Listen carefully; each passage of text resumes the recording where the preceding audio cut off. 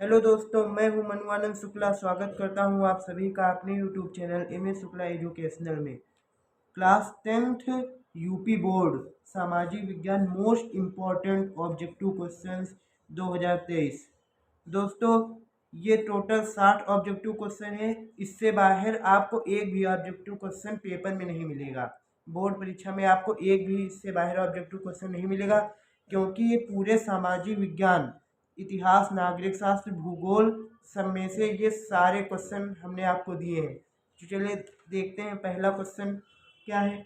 भारतीय राष्ट्रीय कांग्रेस ने पूर्ण स्वराज प्राप्त करने का लक्ष्य कब घोषित किया? ऑप्शन ए 1920 में, ऑप्शन बी 1929 में, ऑप्शन सी 1930 में, ऑप्शन डी 1942 में। तो दोस्तों, इसका सही ऑप्शन होगा ऑप्शन बी 1929 में।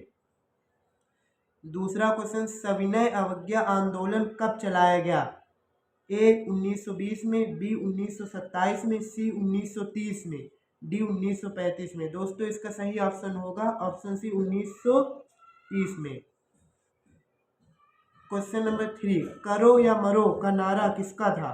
ए सुभाष चंद्र बोस, बी चंद्रशेखर आजाद, सी भगत सिंह, डी महात्मा गांधी। दोस्तों, इसका सही ऑप्शन होगा डी महात्मा गांधी। वंदे मातरम गीत किसके द्वारा लिखा गया था? हाँ दोस्तों, वंदे मातरम गीत किसके द्वारा लिखा गया था? ए बंकिम चंद्र चटर्जी, बी रविंद्रनाथ टैगोर, सी अवनींद्रनाथ टैगोर, डी महात्मा गांधी। दोस्तों, इसका सही ऑप्शन होगा ए बंकिम चंद्र चटर्जी। क्वेश्चन नंबर 5, महात्मा गांधी ने असहयोग आंदोलन कब आरंभ किया? ए 1919 में, बी 1920 में, सी 1922 में, डी 1923 में। दोस्तों, इसका सही आंसर होगा बी 1920 में। Question number 6, Mahatma Gandhi Africa से भारत कब लौटे? ए 1915 में, बी 1916 में, सी 1918 में, डी 1920 में। इसका दोस्तों सही ऑप्शन होगा ए 1915 में। असहयोग आंदोलन का नेतृत्व किसने किया? ए जवाहरलाल नेहरू ने, बी मोतीलाल नेहरू ने, सी बाल गंगाधर तिलक ने, डी महात्मा गांधी ने। दोस्तों, इसका सही आंसर होगा महात्मा गांधी ने, डी ऑप्शन। क्वेश्चन नंबर 8, राष्ट्रवाद का प्रारंभ किस देश से हुआ? A Germany, B Italy, C France, D England. दोस्तों, इसका सही ऑप्शन होगा फ्रांस। फ्रांस की क्रांति कब हुई? क्वेश्चन नंबर 9, 1788 ईस्वी में, बी 1789 ईस्वी में, सी 1790 ईस्वी में, डी 1787 ईस्वी में। दोस्तों, इसका सही आंसर होगा बी 1789 ईस्वी में। क्वेश्चन नंबर 10, गैरीबोल्डी ने किस देश की राष्ट्रीय एकता के लिए संघर्ष किया था? ए ऑस्ट्रिया। दोस्तों, इस चीज़ का बहुत अच्छे से ध्यान रखना, बहुत लोग इसमें कंफ्यूज हो जाते हैं, ऑस्ट्रेलिया कर देते हैं। दोस्तों, ऑस्ट्रेलिया अलग है, ऑस्ट्रिया अलग है। ये ऑस्ट्रिया है। B Italy, C Germany, D रूस। इसका सही ऑप्शन होगा B Italy. Question number 11, Bharat वापस आने पर गांधी जी ने पहला सत्याग्रह कहाँ किया था? ए चंपारण में, बी बारडोल, सी अहमदाबाद, डी खेड़ा। इसका सही आंसर होगा Champaran, A option. Question number 12, संयुक्त राष्ट्र संघ का मुख्यालय कहाँ पर स्थित है? A Washington DC, B Geneva, C New York, D Austria, C New York. Question number 13, चीन की क्रांति कब हुई थी? ए 1949 में, बी 1954 में, सी 1935 में, डी 1932 में। दोस्तों, इसका सही आंसर होगा ए 1949 में। क्वेश्चन नंबर 14, किस देश से उत्कृष्ट कपास पूरे यूरोप में निर्यात की जाती थी? ए चीन, बी जापान, सी ऑस्ट्रेलिया, बी भारत। इसका सही आंसर होगा दोस्तों D number, Bharat. Question number 15, अनुबंध व्यवस्था को और किस नाम से जाना जाता है? ए आपसी समझौता, बी गुलाम प्रथा, सी सशर्त प्रथा, डी नई दास प्रथा। दोस्तों, सही आंसर डी नंबर, नई दास प्रथा। औद्योगिक क्रांति किस देश में प्रारंभ हुई थी? ए अमेरिका, बी रूस, सी इंग्लैंड, डी चीन। दोस्तों सही आंसर सी इंग्लैंड। औद्योगिक क्रांति के प्रारंभ में कारखानों में प्रयुक्त होने वाला प्रमुख उद्योग था। ए कपास उद्योग, बी लौह धातु उद्योग, सी चीन उद्योग, डी कालीन उद्योग। दोस्तों इसका सही आंसर होगा ए नंबर कपास उद्योग। क्वेश्चन नंबर 18, भारतीय व्यापारियों द्वारा किस वस्तु के यूरोप में निर्यात किए जाने पर रोक लगा दी गई थी? ए गेहूं, बी अफीम, सी नील, डी सूती वस्त्र। दोस्तों इसका सही आंसर होगा डी नंबर सूती वस्त्र।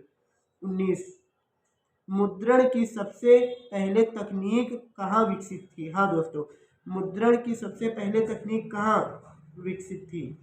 मुद्रण मतलब क्या होता है? रुपया, करेंसी। ए भारत, बी चीन, सी श्रीलंका, डी नेपाल। दोस्तों सही आंसर होगा चीन। और दोस्तों माफ कीजिए, इसका हमने आंसर बताने को भूल गए, सूती वस्त्र। क्वेश्चन नंबर 20, डायमंड सूत्र किस देश की सबसे प्राचीन पुस्तक है? ए चीन, B Japan, C Korea, D Bharat. B number Japan. Question number 21, Gulamgiri का लेखक कौन था? दोस्तों गुलामगिरी का लेखक कौन था? ए डॉक्टर भीमराव अम्बेडकर, बी ज्योतिबा फूले, सी कैलाश वारसिनी देवी, डी रामास्वामी। दोस्तों सही आंसर होगा B number Jyotiba Phule. Question number 22, निम्नलिखित में से कौन सी मृदा कपास उत्पादन के लिए सर्वाधिक उपयुक्त है? दोस्तों इस क्वेश्चन में कह रहा है कि जब हम लोग रुई, कपास मतलब रुई, जब हम लोग रुई की खेती करते हैं तो उसके लिए सबसे अच्छी मिट्टी कौन सी होती है? ए जलोढ़ मृदा, मृदा का मतलब होता है मिट्टी, बी लाल मृदा, सी काली मृदा, डी लैटेराइट मृदा। दोस्तों सही आंसर होगा काली मृदा। हाँ दोस्तों, रुई की खेती काली मृदा में सबसे अच्छी होती है। क्वेश्चन नंबर 23, निम्नलिखित में से कौन सी मृदा चाय की खेती के लिए उपयुक्त है? दोस्तों इसमें पूछा जा रहा है कि चाय की खेती के लिए किस प्रकार की मिट्टी सही मानी जाती है, कौन सी मिट्टी उपयुक्त होती है? ए पर्वतीय मिट्टी, बी काली मिट्टी, सी जलोढ़ मृदा, डी लाल मृदा। दोस्तों मृदा को मिट्टी भी कह सकते हैं। ए नंबर पर्वतीय मृदा। क्वेश्चन नंबर 24, जलोढ़ मृदा का निर्माण होता है। दोस्तों अगर कहीं पेपर में आ जाए जलोढ़ मिट्टी तो आप कंफ्यूज मत हो जाना, मिट्टी मृदा एक ही चीज है। ए ज्वालामुखी विस्फोट से, बी वायु से, सी ग्लेशियरों से, डी नदियों से। दोस्तों सही आंसर होगा डी नंबर नदियों से। क्वेश्चन नंबर 25, भारत की सर्वाधिक उपजाऊ मृदा है? ए जलोढ़ मृदा, बी लाल मृदा, सी लैटेराइट मृदा, डी पर्वतीय मृदा। दोस्तों सही आंसर होगा ए नंबर जलोढ़ मृदा। क्वेश्चन नंबर 26, निम्नलिखित में से कौन अजैविक संसाधन है? ए चट्टाने, बी पशु, सी पौधे, डी मछलियाँ। दोस्तों अजैविक संसाधन मतलब होता है जिनके अंदर जान नहीं होती, जिनके अंदर जीव नहीं होता है। तो पशु के अंदर जीव होता है, पौधे के अंदर जो मतलब जीव होता है, जीवन होता है। डी नंबर मछलियों के अंदर भी जीवन होता है। चट्टाने ही हैं जिनके अंदर जीवन नहीं होता। ए नंबर चट्टाने। क्वेश्चन नंबर 27, निम्नलिखित भागों में से ज्वरीय वन कहाँ पाए जाते हैं? ए डर्टाई भागों में, बी मरुस्थलीय भागों में, सी पठारी भागों में, डी पर्वतीय भागों में। दोस्तों इसका सही आंसर होगा ए नंबर डेल्टाई भागों में। क्वेश्चन नंबर 28, किस तिथि को विश्व पर्यावरण दिवस मनाया जाता है? मतलब कौन सी तारीख को विश्व पर्यावरण दिवस मनाया जाता है? ए 7 जून, बी 5 जून, सी 6 जून, सी 8 जून। दोस्तों आप मेरे साथ ये क्वेश्चन नोट करते जाइए और बस इनको आपको कुछ नहीं करना है, इनको आप रोज पढ़ेंगे तो आपको याद हो जाएंगे और आपका एक भी ऑब्जेक्टिव क्वेश्चन इससे बाहर नहीं आएगा। क्वेश्चन नंबर 29, चिपको आंदोलन संबंधित है? ए मृदा, बी वन संरक्षण, सी जल संरक्षण, डी वायु संरक्षण। दोस्तों सही आंसर होगा वन संरक्षण। निम्नलिखित में से कौन सदाबहारी वन का वृक्ष है? ए शीशम, बी अकेसिया, सी नीम, डी महोगनी। दोस्तों सही आंसर होगा D number mahogany. Question number 31, Bharat में प्रोजेक्ट टाइगर की शुरुआत की गई। भारत में मतलब इंडिया में प्रोजेक्ट टाइगर की शुरुआत कब की गई? प्रोजेक्ट टाइगर कब स्टार्ट हुआ? ए नंबर 1952 में, बी 1972 में, सी 1973 में, डी 1990 में। दोस्तों सही आंसर होगा 1973 में। क्वेश्चन नंबर 32, सुंदरवन राष्ट्रीय पार्क किस राज्य में स्थित है? ए असम, बी उड़ीसा, सी पश्चिम बंगाल, डी मध्य प्रदेश। दोस्तों सही आंसर होगा सी नंबर पश्चिम बंगाल। क्वेश्चन नंबर 33, हरा सोना निम्नलिखित में से किसे कहा जाता है? हाँ दोस्तों, ग्रीन गोल्ड जिसे बोलते हैं इंग्लिश में, इनमें से किसको कहा जाता है? प्राकृतिक वनस्पति को, बी घास मैदान, सी हरे पेड़, डी सघन झाड़ी। दोस्तों सही आंसर होगा ए नंबर प्राकृतिक वनस्पति। क्वेश्चन नंबर 34, भारतीय वन्य जीव संरक्षण अधिनियम किस वर्ष लागू किया गया? ए 1970 में, बी 1971 में, सी 1972 में, डी 1973 में। दोस्तों सही आंसर होगा भारतीय वन्य जीव संरक्षण अधिनियम वर्ष 1972 में लागू किया गया। क्वेश्चन नंबर 35, हीराकुंड परियोजना किस नदी पर निर्मित है? दोस्तों ए रिहंद, बी दामोदर, सी महानदी, डी कृष्णा। दोस्तों हीराकुंड परियोजना महानदी पर स्थित निर्मित है या स्थित है, कुछ भी बोल सकते हैं। क्वेश्चन नंबर 36, निम्नलिखित में से उत्तर प्रदेश की सबसे बड़ी नदी घाटी परियोजना कौन सी है? A Mata Tila, B Ramganga, C Rihand, D Gandak. दोस्तों सही ऑप्शन होगा C number Rihand. Question number 37, Tehri बांध किस नदी पर बनाया गया है? ए यमुना नदी, बी रामगंगा नदी, सी भागीरथी नदी, डी शारदा नदी। दोस्तों सही आंसर होगा सी नंबर भागीरथी नदी। क्वेश्चन नंबर 38, नागार्जुन सागर परियोजना किस नदी पर स्थित है? ए सतलुज, बी महानदी, सी रिहंद, डी कृष्णा। दोस्तों नागार्जुन सागर परियोजना कृष्णा नदी पर स्थित है। क्वेश्चन नंबर 39, रिहंद बांध परियोजना किस राज्य में बनाई गई है? ए पंजाब, बी आंध्र प्रदेश, सी बिहार, डी उत्तर प्रदेश। दोस्तों रिहंद बांध परियोजना उत्तर प्रदेश राज्य में बनाई गई है। ऑप्शन सही होगा इसका डी। क्वेश्चन नंबर 40, निम्नलिखित में से किस प्रदेश में गेहूं सर्वाधिक पैदा होता है? ए पंजाब, बी राजस्थान, सी बिहार, डी उत्तर प्रदेश। दोस्तों निम्नलिखित में से उत्तर प्रदेश में सर्वाधिक गेहूं पैदा होता है। क्वेश्चन नंबर 41, हरित क्रांति विशेष रूप से संबंधित है? ए कृषि उत्पादन से, बी पशुपालन से, सी कृषि उत्पादन में वृद्धि से, डी कृषि उत्पादन के व्यवहार से। दोस्तों हरित क्रांति विशेष रूप से कृषि उत्पादन से संबंधित है। Option number A. Question number 42, श्वेत क्रांति संबंधित है? ए खाद्यान्न उत्पादनों से, बी दुग्ध उत्पादनों से, सी दलहन उत्पादनों से, डी तिलहन उत्पादनों से। दोस्तों श्वेत क्रांति संबंधित है। श्वेत क्रांति क्या होता है? दूध किस कलर का रहता है? दुग्ध सफेद कलर का रहता है, इसलिए श्वेत क्रांति संबंधित है दुग्ध उत्पादन से। Question number option B. Question number 43, निम्नलिखित में से कौन सा उद्योग कृषि पर आधारित नहीं है? हाँ दोस्तों इनमें से चारों ऑप्शन में से कौन सा ऐसा उद्योग है जो खेती पर कृषि पर आधारित नहीं है? ए सूती वस्त्र, बी चीनी, सी सीमेंट, डी जूट उद्योग। दोस्तों सूती वस्त्र भी कृषि उद्योग से संबंधित है, चीनी भी कृषि उद्योग से संबंधित है, जूट उद्योग भी कृषि उद्योग से संबंधित है। केवल ऑप्शन सी है सीमेंट, ये कृषि उद्योग से संबंधित नहीं है।